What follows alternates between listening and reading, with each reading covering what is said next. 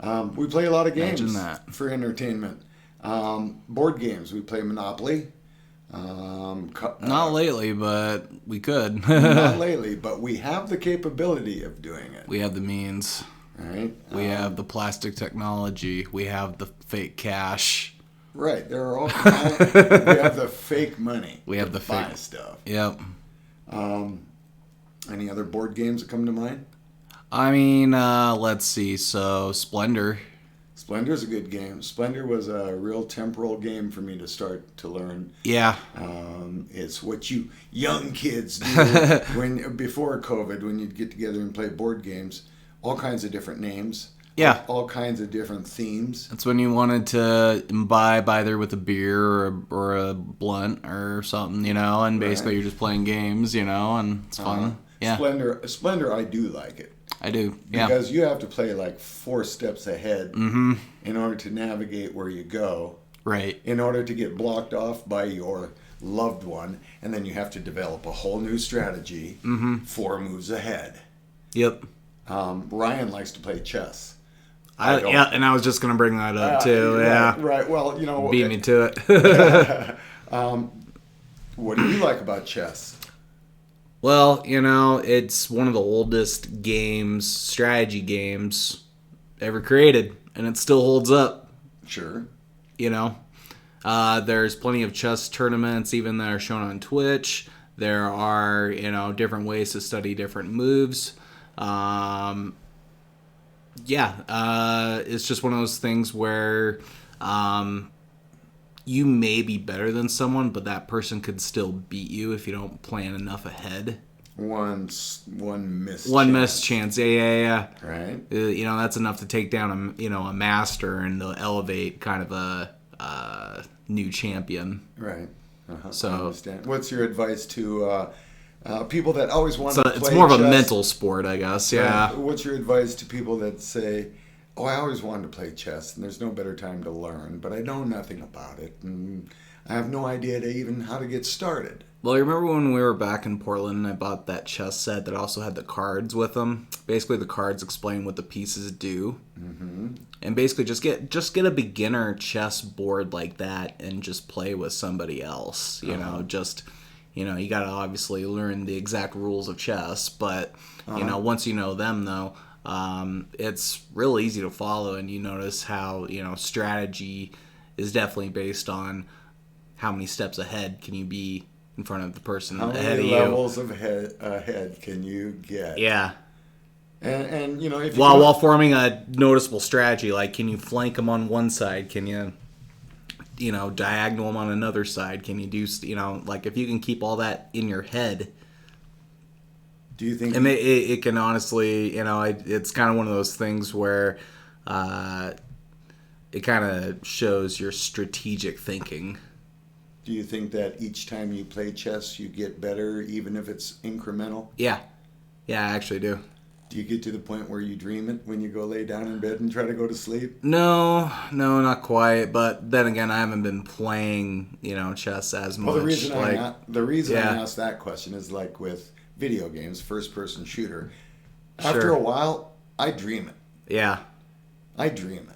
Yeah. And I'm wondering if chess is something like that, if you can actually see moves. If I played it enough, I could probably dream about it, yeah. Right. But I do like it even just from an amateur level. The one thing that I can't do well in playing chess, though, is like time chess. I like having unlimited time. Yeah. To think, yeah. You're not within reason, though. It's like, come on, dude, make a move within like a few minutes. Come on, man. Kind of deal. But another question for you. If you saw old men in the park playing chess, would you have the nerve to go on up and ask for a game? If I was in a big city, sure. Yeah? Yeah, I'd play. Yeah. I thought I saw... No money involved, just we're just playing a game, yeah. I thought I saw an episode on 60 Minutes about these young kids that were introduced to chess by a couple of old men. And these kids would go to the parks and they'd play with old men. Seriously, they played chess. And a lot of the old men were a lot of these little kids want to run away from old men if they actually want kids to go somewhere. No. True that. You got to be careful about which old men. Yeah. It was all supervised. No, of course. I'm just teasing, but yeah. Games, card games. Card games, I like Solitaire, as a basic one-off, even, just by yourself. Mm-hmm. I like that World Poker Tour game that I have. That's basically Texas Hold'em, basically. And the reason why I like that game is there's no adware, no spyware. You don't have to pay for more plays. That's on the Nintendo DS. Oh, Nintendo DS. Yeah, we'll have to showcase that one of these shows.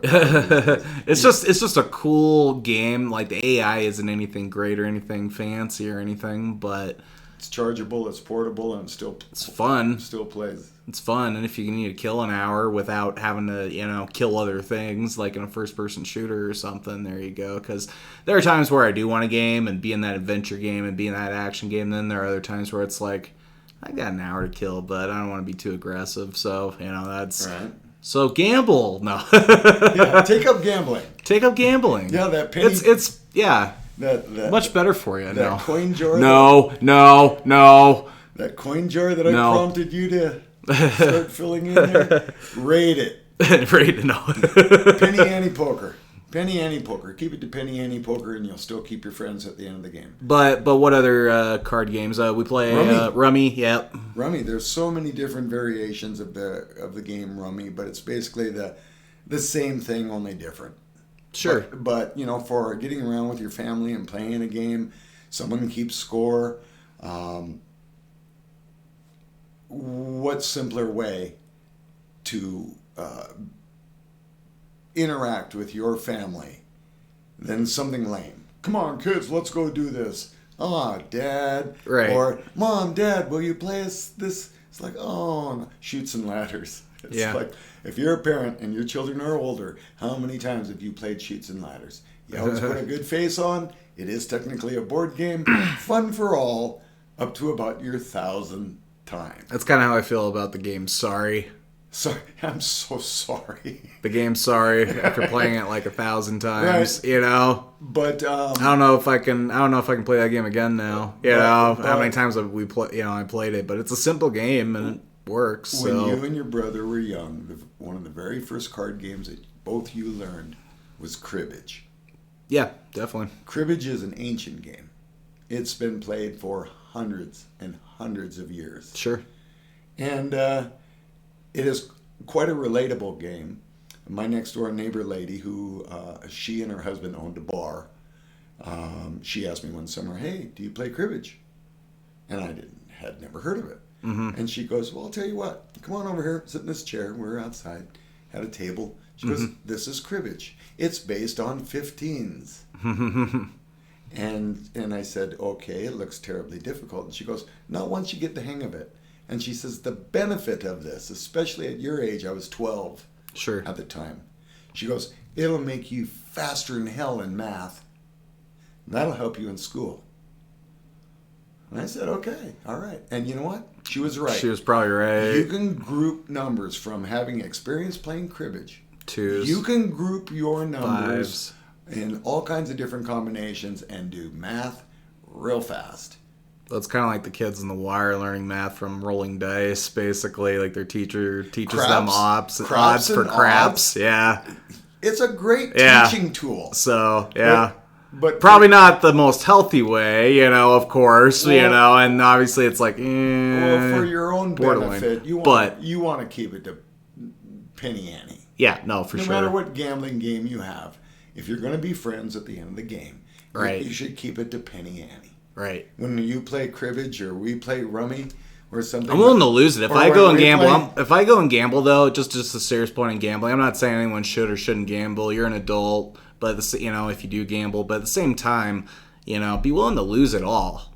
Oh, absolutely. Whatever you're willing to lose, basically. So when I was in Vegas, I was only willing to lose like $100 tops. And I ended up winning 40 on that 100, and guess what? I stopped. You walked. I walked. Yeah, and that's all I really wanted to know about gambling at that level, because I felt like I was on a hot streak to get that 40, because I was down and then I went up a really long time, and then I'm like, and that's how I was. Stop.